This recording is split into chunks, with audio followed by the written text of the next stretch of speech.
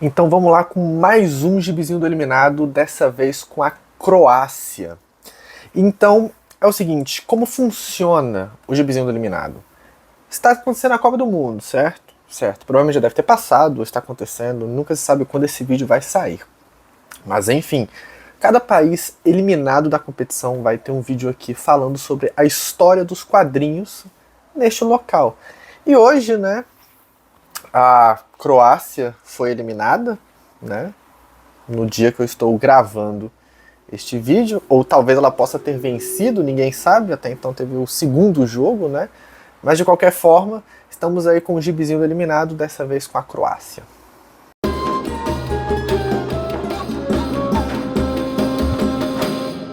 Eu tenho que fazer uma apresentação no começo, né, por conta de que o início do quadrinho croata é muito parecido, quase igual com o início do quadrinho sérvio, porque esses dois países faziam parte do reino da Iugoslávia, né, e depois com o advento do fim da Segunda Guerra e o domínio da União Soviética nesses países, eles meio que tiveram uma junção cultural ali de quadrinhos, mas cada um fazia a sua produção de certo modo, até porque eles sempre tiveram aquela gana de separar.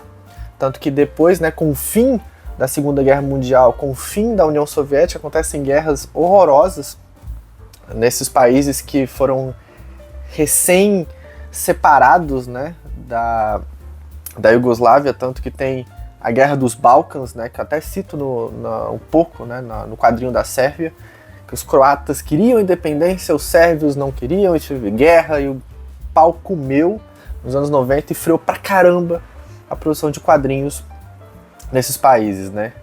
De qualquer forma, disclaimer feito, vamos avançar no que pode ser considerado o começo, né, a origem, a cerne do, né, quadrinho croata. Então, né, sendo o início do quadrinho croata nos anos de 1906, com a publicação de charges, né, de críticas políticas e críticas humorísticas no jornal Kopriva.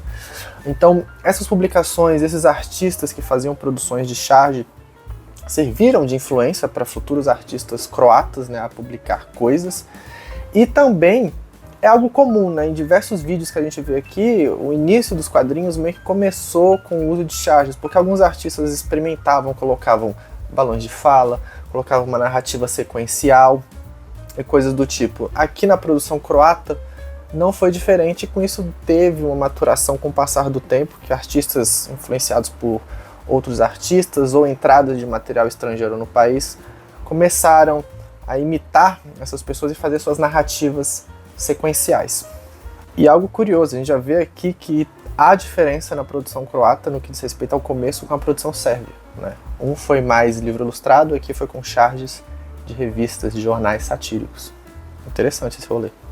Agora chegamos em 1925, e nesse ponto, nessa publicação, que a gente tem a junção da produção entre Sérvia e Croácia tendo uma mesma origem, um mesmo ponto, né? Que é o gibi Maxi Maxić, né?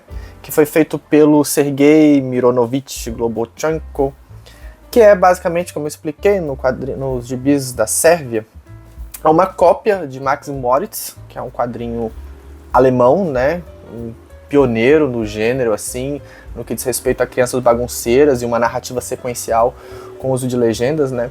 Então esse cara, né, o Sergei, ele pega a obra do Bush, né, do William Bush, e faz uma cópia, né, faz os personagens parecidos, duas crianças arteiras, como se fosse o Max Moritz. E aí, né, a semelhança é que os dois, tanto na Sérvia quanto na Croácia, no mesmo ano, esse cara foi responsável por fazer esse quadrinho que foi...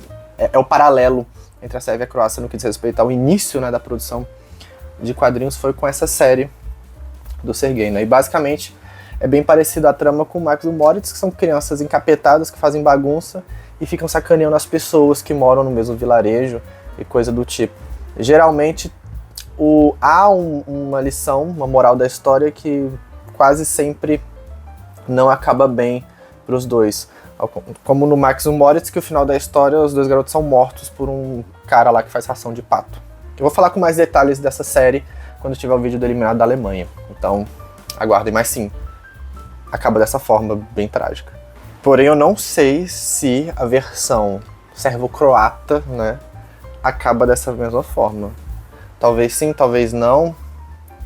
Fica o mistério. Eu não encontrei, infelizmente eu não encontrei a obra inteira para ler, mas no futuro eu irei ler. E se acontecer mais pra frente, sair outro vídeo ou um curso sobre os quadrinhos croatas, com certeza eu vou falar dela.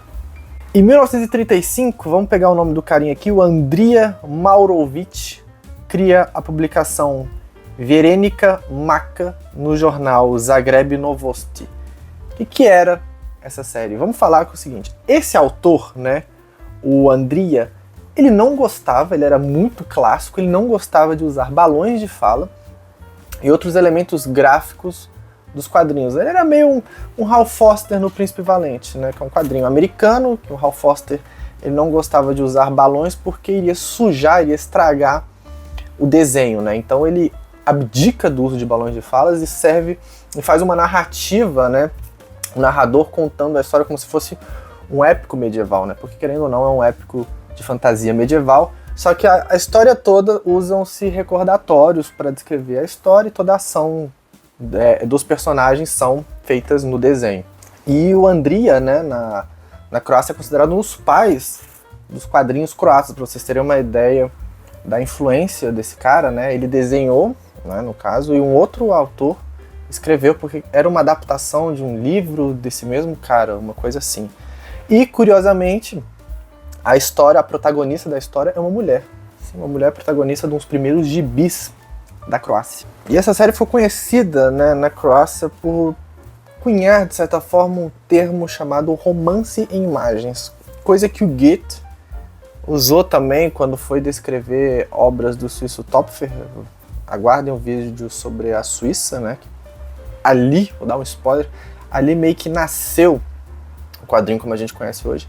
Então ficou conhecido, assim como na Sérvia que eles usavam o termo de cinema de bolso ou literatura de minuto, né? O romance que você consegue ler em um minuto para os quadrinhos, aqui eles usam a literatura em desenhos, né? Assim como na França usou romance estampado ou coisa do tipo. Principalmente essa série, que era um romance clássico, com personagens bem clássicos de romances, né? Do século XIX, do século XX, né, coisa do tipo, situações, né, problemas bem parecidos com em romances clássicos tipo Shakespeare ou coisa do tipo, que tem personagens antagonizando com aflições, prisões e tudo numa roupagem bem como eu posso dizer, clássica. A história deve se passar ali no século XVIII ou no século XIX, porque as ilustrações, né, os desenhos, as roupas dos personagens são roupas antigas, né? São roupas não modernas ou coisa do tipo, então a gente consegue linkar que a história se passa num período antigo, né? Antigo no caso 200 ou 300 anos atrás. E a série era publicada de forma diária e durou 74 capítulos, né? Então foram mais ou menos um pouco mais de 2 meses que ela durou sendo publicada nesse jornal. Vale mencionar também, né, que as histórias do Andrija, com o passar do tempo, né, elas vão mudando. Então, assim, no começo da carreira dele, ele evitava ao máximo, né, ele não usava balão de fala. Mas com o passar do tempo, lá para a década de 50, 60 em diante, ele passa a usar balão de fala. Não se sabe o motivo certo, né, dele usar um balão de fala, só que provavelmente pode ser imposição editorial, ou talvez pro tipo de narrativa que ele queria fazer, né, fosse necessário o uso do balão de fala, né. Então, assim, com o passar do tempo na carreira dele, ele começa, né, ele usa do artifício do balão de fala para dar mais, como que eu posso dizer, mais movimentação talvez para a narrativa, né. Mas os primeiros trabalhos dele, ele tentava evitar o uso, ou quando usava o mínimo possível, né. Então, só com o decorrer do tempo, ele vai se abrindo mais pro balão de fala, mas sempre, como que eu posso dizer, balões de falas menores, assim, nada muito grande, que ocupasse muito espaço da imagem, né. Em 1954, a gente tem a revista Plavi Viesnik, que era composta de quadrinhos, né, da Disney, e que depois que ela foi evoluindo, foi passando o tempo, ela foi colocando quadrinhos franceses, né, quadrinhos franco-belgas, nas suas páginas, né? Então começa a ter uma mistura maior, sabendo que já é 54, a gente já passou, a gente já supera a Segunda Guerra e todas as desgraças trazidas por ela, principalmente com o domínio alemão na Europa, né? E vale mencionar também que a Croácia foi considerada um estado fantoche durante a Segunda Guerra Mundial, porque ela meio que se abriu para a Alemanha e a Croácia meio que acabou sendo um território alemão. E, como já explicado na parte sérvia, vai ser explicado no quadrinho alemão, a Alemanha nazista, hitlerista, né, a cúpula dos altos nomes, né, do alto escalão hitlerista, odiava de todas as formas o quadrinho.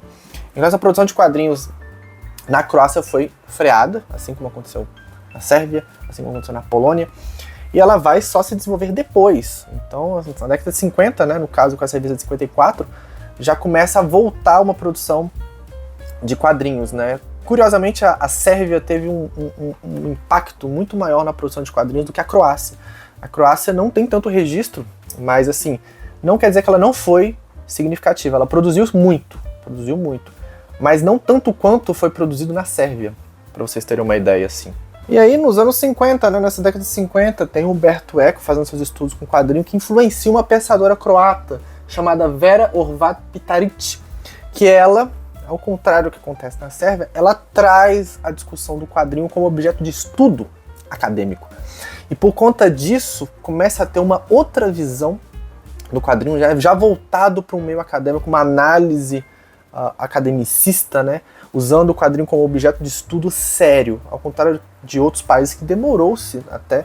Já tinha pesquisas de quadrinhos de forma acadêmica, né, mas com Umberto Eco, ele teve uma influência muito grande, inspirou muita gente a trabalhar com quadrinhos, uma perspectiva de estudo, né. Antes já tinha aqui no Brasil, na década de 40, já se tinha alguns estudos, alguma coisa do tipo, mas com Umberto Eco, que cria essa grande onda, né, de estudo, né, um dos grandes pensadores dos quadrinhos é Umberto Eco, e aí foi influenciando as pessoas como essa Vera, que trouxe, né, trouxe à baila a discussão do quadrinho como objeto de estudo, objeto de estudo sério. Voltando, né, naquela revista, a Plavi, então, depois de um tempo ela vai anexando histórias de aventuras e coisa do tipo, e vai deixando de ser tão voltado para o público infantil e passa a ser para o infanto juvenil, porque agora tem histórias de aventura, histórias de um pouquinho ali de ficção científica, coisa do tipo, algo mais palatável para um público mais velho, né? E aí nos anos 60 e 70 tem a contracultura, então produções muito mais, podemos dizer assim, undergrounds, guarda esse termo underground, porque mais pra frente, principalmente até nos dias atuais, influenciou muito a produção de quadrinhos, né? Então aqui começa, 60 e 70, começa a ter artistas fazendo coisa mais underground, mais experimental, mais moderna, né? Mais ácida, mais crítica, saindo daquela produção de praxe infantil e até então rasa que era feito, né? Então começa a ter bastante movimento, bastante artistas fazendo um material fora da curva, né? Fora do eixo.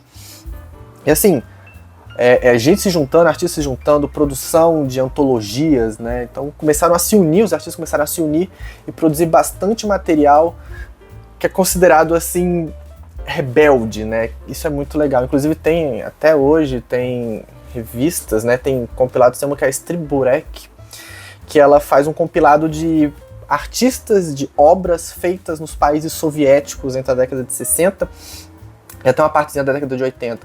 Então você vê aqueles traços com preto e branco carregadíssimo, né? O preto carregado, desenhos deformados, a coisa com envolvimento ali um pouco de sexual, sensual no meio, algumas tendências com droga, algumas coisas lidando com saúde mental, né? Então tem muita representação de pessoas sofrendo de distúrbios mentais ou uso de figuras opressoras como camisa de força, como coisas assim de hospício, né?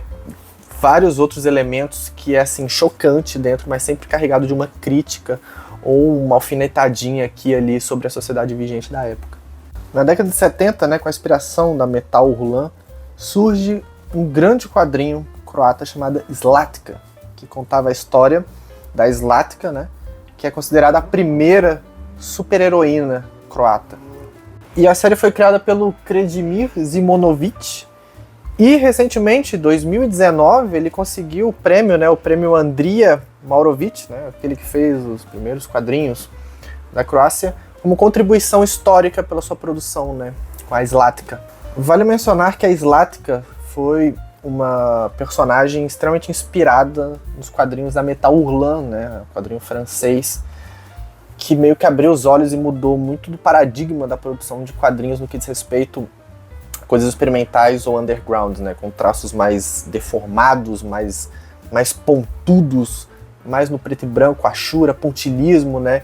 Então o Crazy Mir se inspira nisso e cria essa personagem na Zlatka que lembra muito a obras e quadrinhos da Metal Hurlant. E é curioso que o design, né, da Zlatka lembra muito a Delirium do Sandman, né? Então a Zlatka durou entre ali meados da década de 70 até 2002, né?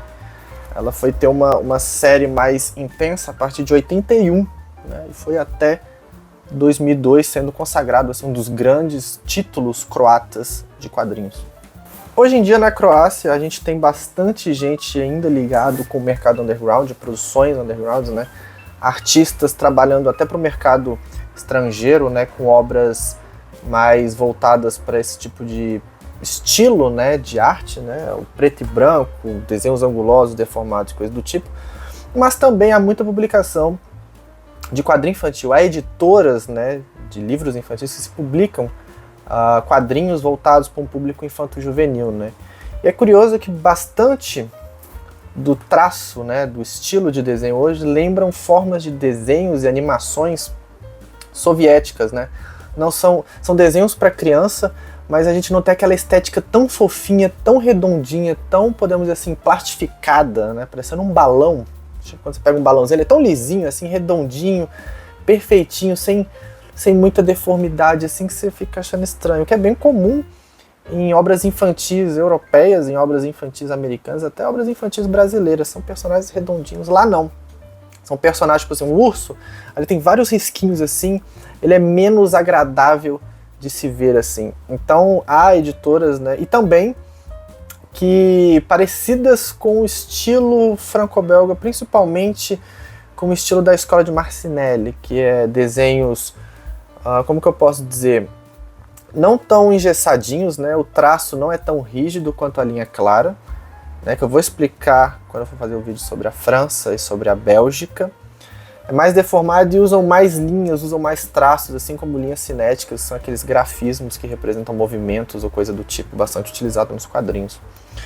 Isso é legal, que são crianças que estão tendo contato com quadrinho e com um estilo que a gente pode até considerar estranho, mas que não é, porque ele remete a situações históricas, artísticas daquele local, né?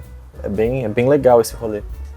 E uma coisa que vale falar também sobre o quadrinho underground, que artistas se juntaram para formar um coletivo e lançaram a revista chamada New Croatian Underground, que é voltado para publicações, obviamente, undergrounds, de artistas, né, contemporâneos, né? Então, cada momento eles vão lançando revistas novas com histórias desses artistas em sequência.